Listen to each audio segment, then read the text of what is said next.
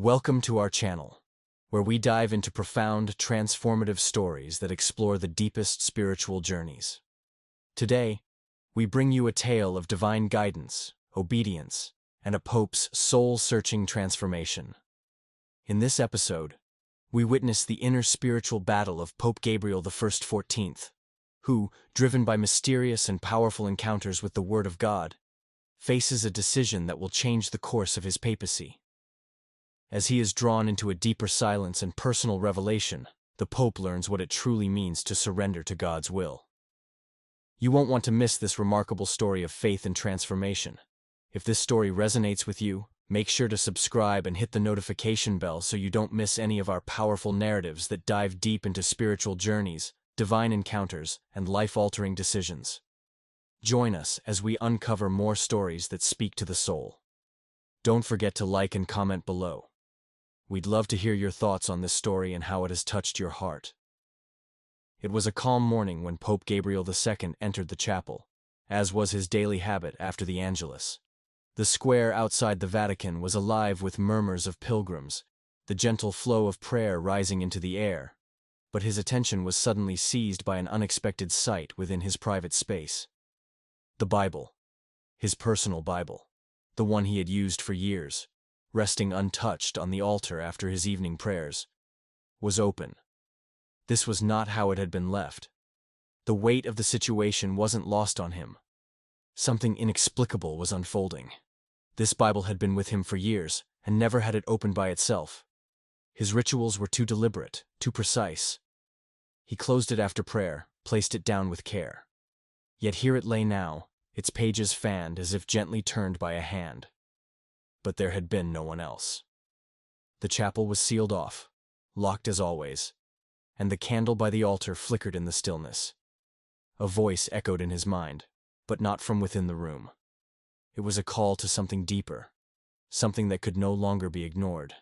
And so, as he stepped closer to the Bible, his fingers brushed the pages, revealing a verse that would change everything. Isaiah 45:3. I will give you the treasures of darkness and hidden riches of secret places.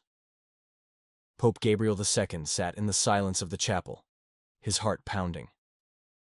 These words, so strange, so unfamiliar to his daily devotion, felt like a summons. Was he being called to something greater? Something no pope before him had been tasked with? As he closed the Bible, the weight of what had just occurred sunk in. The verse had unlocked more than a passage of scripture. It had unlocked his future. That evening, as the Pope prepared to retire to his chambers, a strange knock at the door disrupted the calm of the night.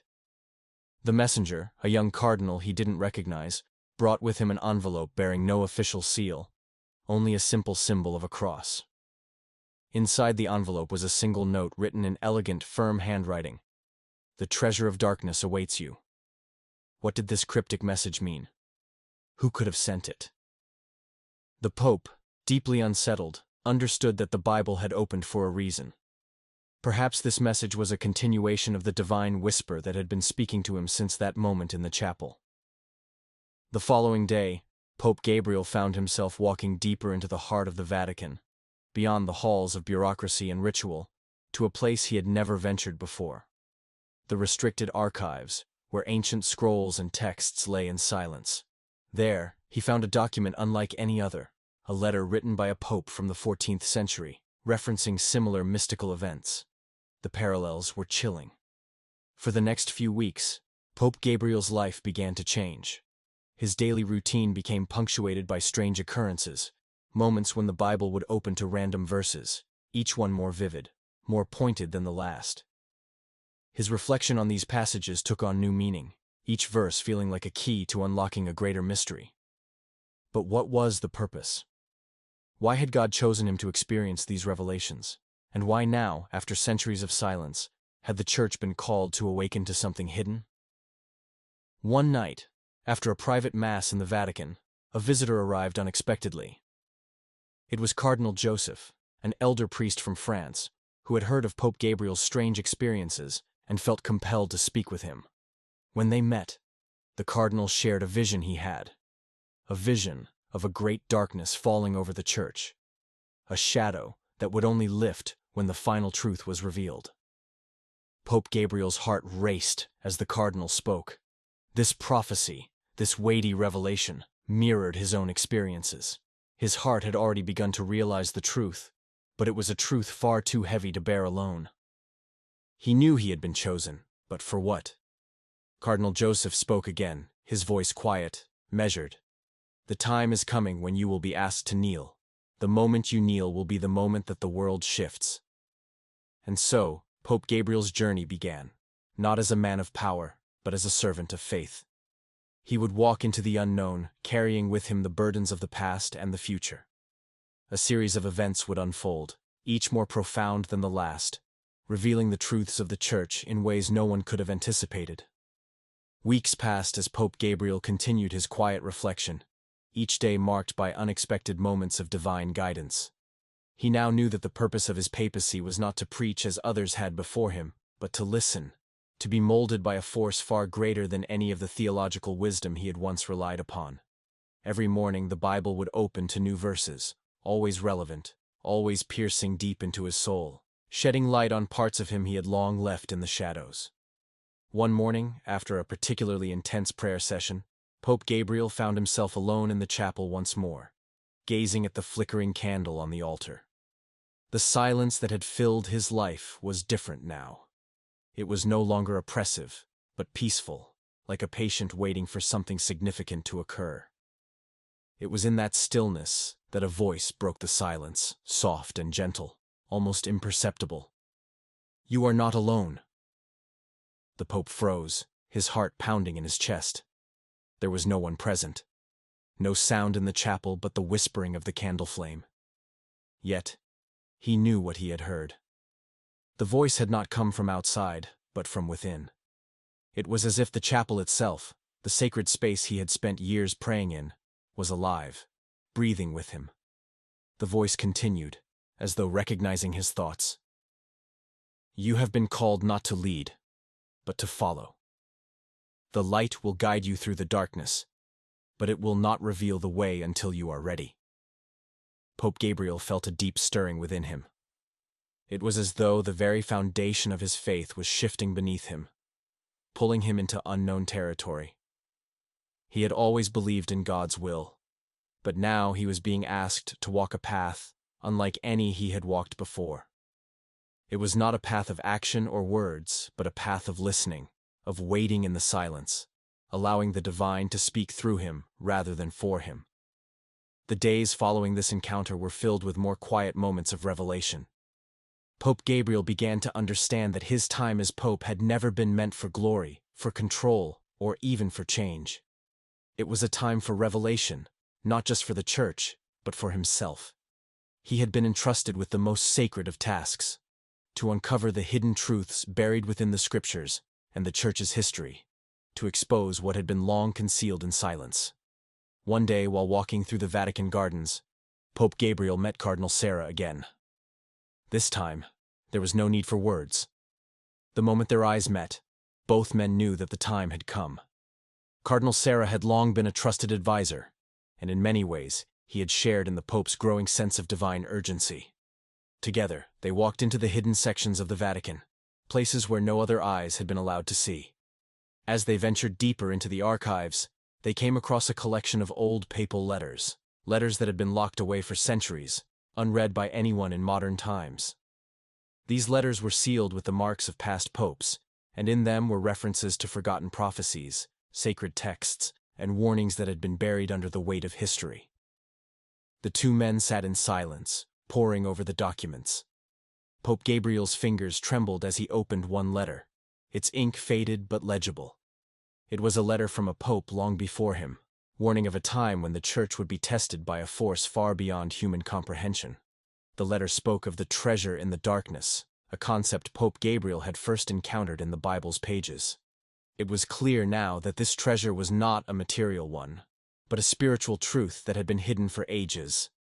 The letter ended with a cryptic message. When the darkness is revealed, the light will follow, but only for those who have been prepared. As the days turned into weeks, Pope Gabriel found himself at the crossroads of a decision. The revelation he had been experiencing was no longer just an internal transformation. It was an invitation to step beyond the limits of his papal duties and embrace a deeper calling. He could feel the weight of the decision pressing down on him. To accept it would mean letting go of the public face of the papacy, the titles, and the expectations. It would mean walking into the unknown with nothing but faith to guide him. One evening, as he stood alone in his chapel, the silence around him seemed to grow thicker, more profound. The candle flickered, casting long shadows on the walls, and the Bible lay open once again. This time, it had fallen to a passage from the Gospel of Matthew. For whoever wishes to save his life will lose it, but whoever loses his life for my sake will find it. The verse seemed to pierce him, confirming everything he had been feeling.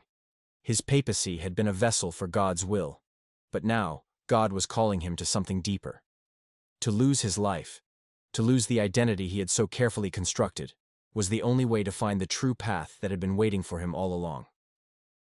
Pope Gabriel knew that the decision to step away from the papacy, to embrace the divine silence that had been calling to him, would not be easy. It would require not just faith, but obedience. It was a test of trust. Trusting in God's plan and letting go of the world's expectations. The final moment came quietly, in the early hours of the morning. Pope Gabriel stood before the altar one last time, the Bible resting in front of him.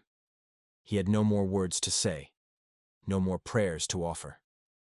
The time for talking had ended. He closed his eyes and whispered one final prayer. "Speak, Lord. I am listening." As he opened his eyes, the Bible fell open to the final passage, Revelation 22:17. The Spirit and the bride say, "Come." And let the one who hears say, "Come." Let the one who is thirsty come. Let the one who wishes take the free gift of the water of life. Pope Gabriel knew then that it was time to answer the call. He would walk away from the papacy, from the titles, from the power.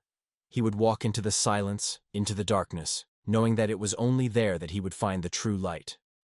In the end, Pope Gabriel I 14th disappeared from the public eye, as if swallowed by the very silence that had called to him. No one knew where he went, and no one asked. Those who were closest to him understood that his disappearance was not a retreat, but a final act of surrender. He had become the message, not spoken, but lived. His life had been a living verse, unfolding in real time, a testimony to the truth he had spent his entire life searching for. And as the world moved on, the Church remained, quietly awaiting the next chapter. But Pope Gabriel had already written it. His life, his obedience, his silence. It would speak louder than any sermon or encyclical ever could. Thank you for joining us on this incredible journey of faith, obedience, and self-discovery. Pope Gabriel's path to silence and surrender is a reminder that sometimes the most profound transformations occur not through words, but through stillness and listening. As he steps away from the world's expectations to embrace the call of the divine, we are left to reflect on how we too are being guided in our own lives. If you enjoyed this video, be sure to like and share it with those who might need to hear this message. Don't forget to subscribe and follow us for more stories like this that explore the heart of spiritual devotion and transformation. Your journey doesn't end here. There's much more to discover with us. Thank you for being part of our community. Until next time, keep listening, keep reflecting, and keep walking the path of faith.